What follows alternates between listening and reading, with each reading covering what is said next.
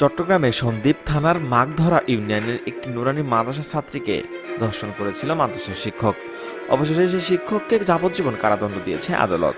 বৃহস্পতিবার চট্টগ্রাম নারী ও শিশু নির্যাতন দমন ট্রাইব্যুনালের 3-এর বিচারক জয়নাল আবেদিন এ রায় দেন। রায়ের সময় আসামি আদালতে উপস্থিত ছিলেন। পরে সাজা পরোয়ানামূলে কারাগারে পাঠানো হয়েছে।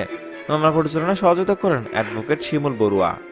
মামলার সূত্র থেকে জানা যায়, 2021 সালের 9 জুন সন্দ্বীপ উপজেলার মগধরা ইউনিয়নের 1 নম্বর ওয়ার্ডের নুরানি মাদ্রাসার প্রথম শ্রেণীর ছাত্রী পরীক্ষা দিতে যান। পরীক্ষা শেষে সকাল 10:30টার দিকে বড় ভাইয়ের জন্য অপেক্ষা করছিলেন। সেদিন বড় ভাই গাড়ি নিয়ে দূরবর্তী এলাকায় যাওয়ায় মাদ্রাসা যেতে পারেনি। মাদ্রাসার বারান্দায় ভাইয়ের জন্য অপেক্ষায় থাকা অবস্থায় মাদ্রাসা শিক্ষক তাহের ছাত্রীকে অফিস রুমে নিয়ে যান। ছাত্রী যেতে না চাইলে বেত দিয়ে পিটিয়ে তাকে অফিস রুমে নিয়ে যাওয়া হয়।